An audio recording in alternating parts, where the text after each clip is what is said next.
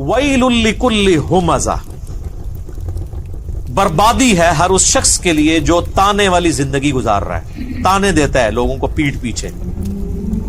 الذی جمع مالا وعددہ، اور اس کی حالت یہ ہے کہ وہ مال جمع کرتا ہے اور اسے گن گن کر رکھتا ہے.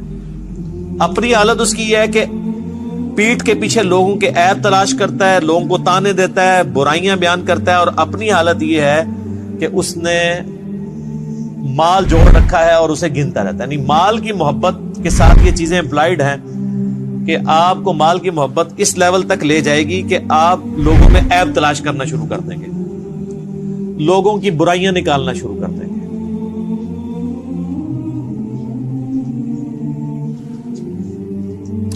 یحسب ان مالہ اخلدہ، وہ خیال کرتا ہے کہ اس کا مال کبھی بھی فانی نہیں ہوگا، ہمیشہ کے لیے اس کا مال اس کے ساتھ رہے گا. جو لوگ مال جوڑ رہے ہوتے ہیں نا، ان کی حالت ویسے یہی ہوتی ہے. اربوں روپیہ جوڑا ہوا ہے لوگوں نے، اور وہ سمجھتے ہیں شاید ساتھ لے کے جائیں گے. حالانکہ میں آپ کو بتاؤں کہ اگر کوئی شخص روزانہ 1,00,000 روپیہ خرچ کرے نا، روزانہ، تو 1 ارب ختم کرنے کے لیے اسے 25 سے 30 سال چاہیے. یہ کیلکولیشن کر لیجئے گا. 1 ارب اتنی بڑی رقم ہے، اور یہاں لوگوں کے پاس اربوں ہوتے ہیں، اور 70-80 سال کے ہوئے ہیں. ان سے پوچھے آپ نے کتنی زندگی گزارنی ہے، اور روزانہ 1,00,000 روپے کو خرچ کر سکتا ہے؟ کیا کرے گا؟ نوٹ بھی کھانا شروع کرے تب بھی نہیں کھا سکتا. لیکن جب جس کو لت پڑ جائے تو وہ پھر یہی کرتا ہے، اور پھر وہ سمجھتا ہے میرا مال فانی نہیں ہوگا، نہ اس نے مرنا ہے. کلا، ہرگز نہیں. لَيُنبَذَنَّ فِي الْحُطَمَةِ، یقیناً اسے حطمہ میں پھینک دیا جائے گا. یعنی دنیا کی محبت میں جو مبتلا ہوا اور تباہ و برباد ہو گیا، اس کا الٹیمیٹ انجام حطمہ ہے. وَمَا أَدْرَاكَ مَا الْحُطَمَةُ، اور تم کیا جانو کہ حطمہ کیا ہے؟ نار اللہ الموقدہ، وہ اللہ کی ایک آگ ہے جو خوب بھڑکائی ہوئی. ان دوزخ کی آگ.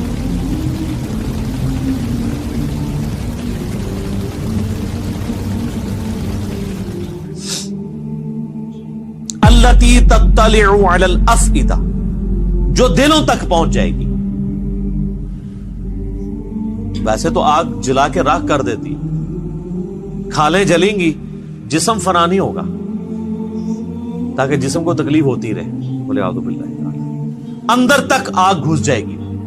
جیسے دنیا میں بھی آپ کہتے ہیں نا کہ گھبراہٹ ہو رہی ہے اندر. جن لوگوں کو معدے کا ایشو ہوتا ہے وہ کہتے ہیں اندر آگ لگی ہوئی ہے، حالانکہ وہ باہر کوئی آگ نہیں ہوتی. تو یہ دلوں کے اندر گھس جانے والی، انسان کے اندر گھس جانے والی آگ ہوگی.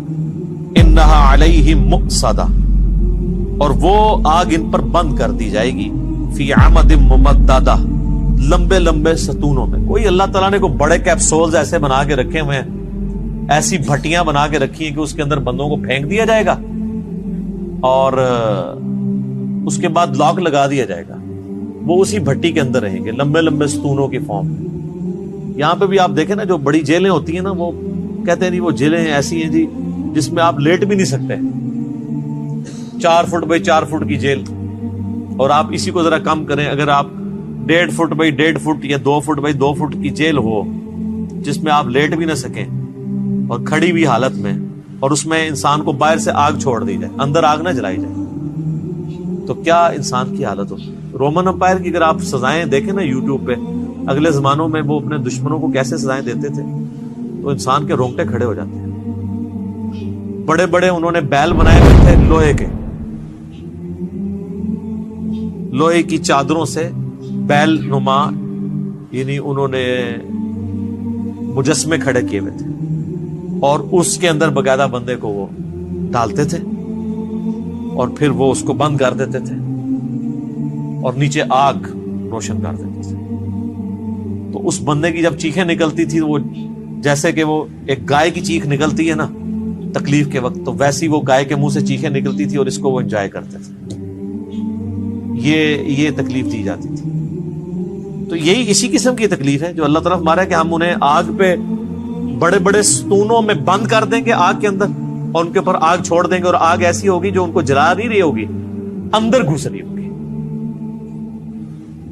انسان کے اندر تک پہنچے. یہ کوئی امیجن ہی نہیں کر سکتا. یہ یقین کریں قرآن لوگوں نے نہیں پڑھا تو اس لیے وہ سمجھتے ہیں کہ کوئی اللہ تعالیٰ کوئی نعوذ باللہ کوئی بڑی نانی اماں یا دادی اماں ہے, اس نے اینڈ پہ سب کو معاف کر ہی دینا ہے. اتنا آسان معاملہ نہیں ہے, یہ بڑا مشکل معاملہ ہے.